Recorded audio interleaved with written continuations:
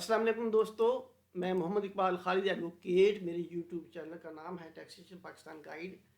आज हम cell tax with holding के बारे में डिस्कस करेंगे कि सेल टैक्स विद होल्डिंग क्या होती है, ये कैसे डिपॉजिट होता है और उसके बाद सेल टैक्स रिटर्न में इसका इफ़ेक्ट कैसे आता है और कैसे sale tax return national sale tax return हमारी सबमिट होती है।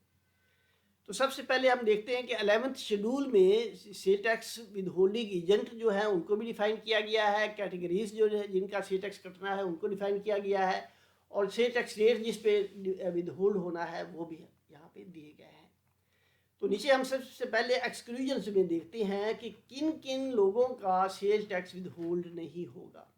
ये एनर्जी, इलेक्ट्रिकल एनर्जी है, इस तरह से यहाँ पे चीज़ें और भी आ रही। टेलीकम्युनिकेशन सर्विस वालों का सेल टैक्स विद होल्ड नहीं होगा, थर्ड शेड्यूल का नहीं होगा।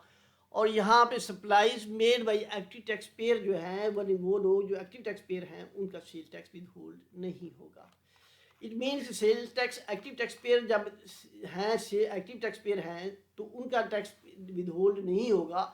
तो ये पहली तीनों कैटेगरीज दोनों कैटेगरीज जो हैं वो फारग हो जाती हैं, चाहे वो रजिस्टर्ड हैं या सेल एक्टिव हैं और होलसेलर हैं, डिस्ट्रीब्यूटर हैं, इनका सेल टैक्स विद होल्ड नहीं होगा।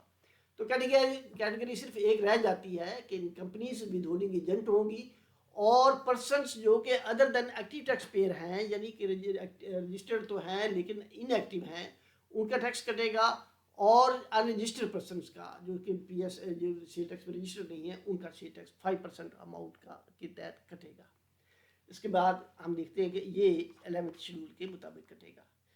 आगे जो सेकंड शेड्यूल है पीआरए का, सर्विसेज का, उनके जो टैक्स रेट हैं 4th कॉलम में दिए गए उसके मुताबिक उनकी सेल टैक्स विद होल्डिंग होगी। कंपनी की सेल टैक्स विद होल्डिंग की नहीं होगी क्योंकि अगर वो एक्टिव हैं तो कंपनी की सेल टैक्स विद होल्डिंग नहीं होगी सेल टैक्स रूल्स के मुताबिक पंजाब रेवेन्यू अथॉरिटी के। 20 फरवरी 2015 को कंपनीज को cell tax with holding rules में शामिल किया गया। तो वो अब उन लोगों का सेल टैक्स नहीं काटेंगी जो कि टेलीकम्युनिकेशन सर्विस देंगी, बैंकिंग सर्विसेज होंगी, कुरियर वाले होंगे, इंश्योरेंस का होगा, या कि कंपनीज होंगी और एक्टिव टैक्स पेयर होंगी, इनका सेल टैक्स नहीं कटेगा। बाकी सेकंड शेड्यूल में मौजूद तमाम सेल टैक्स सर्विसेज का टैक्स कटेगा। अब हम देखते हैं कि वो कैसे हम उसको डिपॉजिट कराएंगे, पीएसआईडी कैसे क्रिएट होगी। तो आने के बाद हम यहाँ पे अपने वेब पोर्टल में आएंगे। यहाँ पे देने के बाद हम देखते हैं कि हमारे सामने सेल टैक्स ईयर है, तो वो हमने सेल टैक्स ईयर यहाँ पे सिलेक्ट किया। इस महीने का सेल टैक्स हम डिपॉजिट कराना चाह रहे हैं वो हमने यहाँ पे लिया और उसके बाद सेल टैक्स की कैटेगरी जो है वो यहाँ पे हम सेलेक्ट करेंगे, वो सेल टैक्स विद हेल्ड के तौर पे हम यहाँ पे लेंगे। टैक्स ऑफिस हमारा कौन सा है उसको सिलेक्ट करेंगे, लाहौर है, कराची है, उसकी पूरी डिटेल गई है, हम अपना कीवन सेल टैक्स ऑफिस यहाँ पे सिलेक्ट करेंगे।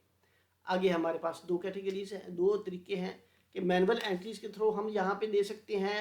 अगर हमारे नंबर ऑफ टैक्स पेयर ज़्यादा हैं, टैक्स डिडक्शन इनकी हो चुकी है, तो हम सैम्पल फाइल को अटैचमेंट के थ्रू करेंगे। सबसे पहले हम देखते हैं कि सैम्पल फाइल हम क्या जो इसको मैनुअल एंट्रीज के थ्रू कैसे हम करेंगे। यहाँ पे हम एंट्रीन देंगे, एंट्रीन देने के बाद उसका जो है हम यहाँ पे सेल टैक्स विद हेल्ड जो किया हुआ है वो देंगे। ये देने के बाद नंबर ऑफ इन्वाइसेस हैं वो देंगे हम। वो देने के बाद हम यहाँ पे अमाउंट है जो कि यहाँ पे सेम आ जाएगी। इसको ये 3-4 इंफॉर्मेशन थी, ये देने के बाद हम इसको ऐड करेंगे तो हमारी ये पेमेंट में ऐड हो जाएगी। ये से इस तरह से 1 बाय 1 अगर वो सप्लाईज है सप्लाईज होंगी, यहाँ पे सर्विसेज हैं सर्विसेज सेलेक्ट कर लेंगे और यहाँ पे सेल टैक्स जो चार्ज किया गया है वो आ जाएगा, सेल टैक्स जो विद होल्ड हुआ है वो आ जाएगा और उसको ऐड करेंगे। 1 बाय 1 एंट्रीज हम ऐड करते जाएंगे तो हमारे सेल टैक्स में वो ऐड होती जाएंगी। अगर नंबर ऑफ एंट्रीज ज़्यादा है हमारी जिनका सेल टैक्स विद हेल्ड हुआ है तो अटैच फाइल के थ्रू आएंगे हम। तो यहाँ पे सैम्पल फाइल एक डाउनलोड हम करेंगे।